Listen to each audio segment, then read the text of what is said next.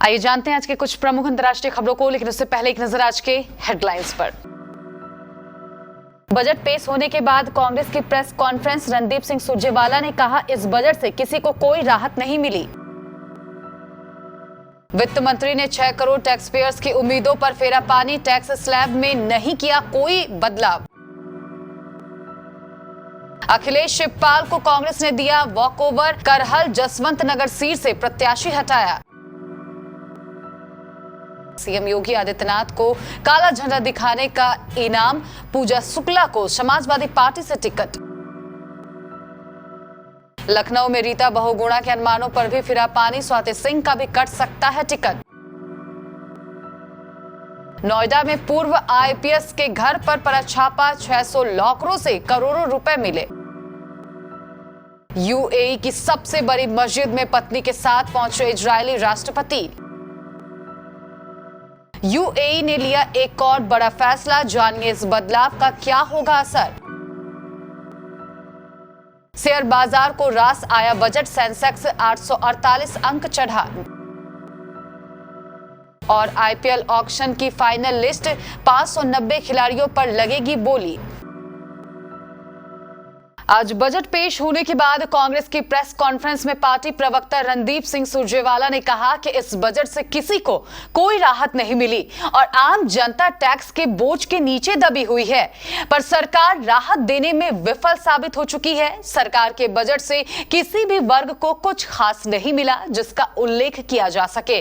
वित्त मंत्री निर्मला सीतारमण ने प्रेस कॉन्फ्रेंस में कहा कि 80 लाख सस्ते घरों को देने की योजना के लिए 48,000 करोड़ रुपए का लोकेशन किया गया है और इसका फायदा गांव और सब अर्बन इलाकों पर दिखेगा। इसके अलावा शहरी इलाकों में भी अफोर्डेबल हाउसिंग को सुलभ बनाया जाएगा। प्रधानमंत्री आवास योजना के तहत इसका फायदा जरूरतमंद लोगों को मिलेगा। वित्त मंत्री निर्मला सीतारमण ने मंगलवार को पेश आम बजट 2022 में टैक्स पेयर्स को सबसे ज्यादा निराश किया। प्रत्यक्ष कर का भुगतान करने वाले देश के करीब 6 करोड़ करदाताओं को उम्मीद थी कि महामारी से लगे झटके से उबरने के लिए बजट में कुछ राहत जरूर मिलेगी। करदाताओं को सबसे ज्यादा उम्मीद नए टैक्स स्लैब में कुछ राहत दिए जाने को लेकर थी। दरअसल बजट 2020 में आए नए टैक्स स्लैब में सरकार ने 70 तरह की कर छूट को खत्म करते हुए इसकी दरें घटा दी थी। हालांकि इसका लाभ 20 लाख से ज्यादा की सालाना आय वालों को ही ज्यादा मिलता है। यही कारण रहा कि 2021-22 में आयकर रिटर्न भरने वाले महज 5% करदाताओं ने नए स्लैब का चुनाव किया। फिलहाल सरकार ने नए और पुराने टैक्स स्लैब को पहले की तरह ही बनाए रखा है। उत्तर प्रदेश विधानसभा चुनाव में सपा प्रमुख अखिलेश यादव को मैनपुरी की करहल सीट पर कांग्रेस ने वॉकओवर देने का फैसला किया है। इतना ही नहीं, शिवपाल यादव की जसवंत नगर सीट पर भी कांग्रेस प्रत्याशी नहीं उतर रही है। हालांकि कांग्रेस ने करहल सीट पर अपना प्रत्याशी घोषित कर दिया था, लेकिन मंगलवार को नामांकन करने से रोक दिया है। इस तरह से कांग्रेस ने चाचा भतीजे दोनों को वॉकओवर दे दिया है। उत्तर प्रदेश के विधानसभा चुनाव 2022 में लखनऊ के प्रत्याशियों की सूची जारी करने में समाजवादी पार्टी ने भारतीय जनता पार्टी से बाजी मार ली है। समाजवादी पार्टी ने मंगलवार को 10 प्रत्याशियों की सूची जारी की है, जिसमें लखनऊ के साथ उन्नाव, रायबरेली, बांदा और सुल्तानपुर के उम्मीदवारों के नाम हैं। समाजवादी पार्टी ने लखनऊ के बख्शी का तालाब से पूर्व मंत्री गोमती यादव, लखनऊ पश्चिम से अरमान, लखनऊ उत्तर से पूजा शुक्ला, लखनऊ पूर्वी से अनुराग भदौरिया, लखनऊ मध्य से पूर्व मंत्री रविदास मल्होत्रा और लखनऊ के कैंट से राजू गांधी को प्रत्याशी बनाया है। लखनऊ उत्तरी से विधायक रहे पूर्व मंत्री अभिषेक मिश्रा को पार्टी ने इस बार प्रत्याशी नहीं बनाया है। सपा ने लखनऊ उत्तर से अभिषेक मिश्र व पश्चिम से मोहम्मद रेहान का टिकट काटा है। उत्तर प्रदेश की राजधानी लखनऊ की सीट पर चौथे चरण में चुनाव होने हैं, जिसके लिए 3 फरवरी तक ही नामांकन पत्र दाखिल किए जा सकेंगे। कांग्रेस और बसपा ने अपने उम्मीदवारों के नाम का ऐलान कर दिया है, लेकिन बीजेपी ने अभी तक पत्ते नहीं खोले हैं। हालांकि लखनऊ की सीट के लिए बीजेपी के संभावित प्रत्याशियों के नाम और उन्हीं पर मुहर लगती तो पार्टी के कई दिग्गज नेताओं के लिए बड़ा झटका होगा।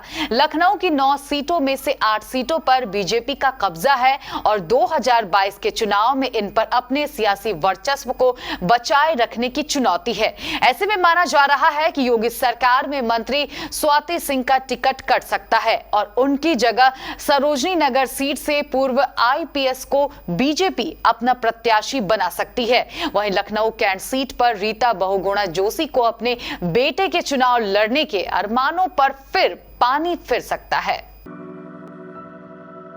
पूर्व आईपीएस के घर पर आयकर विभाग की छापेमारी चल रही है। अब तक मिली जानकारी के मुताबिक घर के बेसमेंट में 600 प्राइवेट लॉकर बरामद किए गए हैं। वहां से 3 करोड़ रुपए की बरामदगी हो चुकी है। घर के बेसमेंट में बने इन लॉकरों में करीब 2 करोड़ 35 लाख रुपए नगद मिले हैं। आयकर विभाग की टीम ने इन लॉकरों को अपने कब्जे में ले लिया है।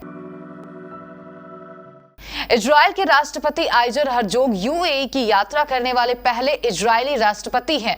2 दिवसीय यात्रा पर वो यूएई पहुंचे थे। सोमवार को अपनी आधिकारिक यात्रा के दौरान वो देश की सबसे बड़ी मस्जिद अबू धाबी स्थित शेख जायद ग्रैंड मस्जिद गए। उनके साथ उनकी पत्नी माइकल हरजोग भी थी। यूएई की आधिकारिक समाचार एजेंसी वाम के मुताबिक राष्ट्रपति के साथ इजराइल में यूएई के दूतावास मोहम्मद अल खाजा, यूएई में इजराइल के राजदूत अमीर हाइक और कई वरिष्ठ इजरायली अधिकारी भी थे। संयुक्त अरब अमीरात खाड़ी क्षेत्र में खुद को सबसे आगे रखने के लिए आए दिन नए बदलाव कर रहा है। अबू धाबी के क्राउन प्रिंस शेख मोहम्मद बिन जायद अल नाहयान ने यूएई के कानून में भी कई बदलाव कर देश की रूढ़िवादी छवि को अंतर्राष्ट्रीय स्तर पर उदार बनाने की कोशिश की है। कुछ समय पहले ही यूएई के वीकेंड में बड़ा बदलाव करते हुए उसे 2.5 दिन का कर दिया गया था। अब यूएई नए कॉर्पोरेट टैक्स पेश करने जा रहा है। यूएई के वित्त मंत्रालय ने सोमवार को कहा कि देश अपनी आय के स्रोतों में विविधता लाने के लिए 2023 के मध्य से एक कॉर्पोरेट टैक्स पेश करेगा। केंद्रीय वित्त मंत्री निर्मला सीतारमण ने मंगलवार को आम बजट पेश किया। बजट दिन शेयर बाजार की शुरुआत अच्छी रही। सेंसेक्स और निफ्टी में हरे निशान पर कारोबार शुरू हुआ। कारोबार के अंत में बॉम्बे स्टॉक एक्सचेंज का प्रमुख इंडेक्स सेंसेक्स 848.40 अंक यानी 1.46% की बढ़त के साथ 58,862.57 के स्तर पर बंद हुआ। वहीं नेशनल स्टॉक एक्सचेंज का निफ्टी 237 अंक यानी 1.37% की मजबूती के साथ 17,576.85 के स्तर पर बंद हुआ। इस साल के आईपीएल का मेगा ऑक्शन 12 और 13 फरवरी को बेंगलुरु में होगा। मंगलवार को बीसीसीआई ने 590 खिलाड़ियों की लिस्ट जारी की है जो ऑक्शन का हिस्सा होंगे। इन खिलाड़ियों में 355 अनकैप्ड प्लेयर्स और 288 कैप्ड प्लेयर्स शामिल होंगे। 2 दिन तक चलने वाले इस मेगा ऑक्शन में 10 टीमें हिस्सा लेगी। वहीं 7 एसोसिएट देश के खिलाड़ी भी ऑक्शन का हिस्सा होंगे।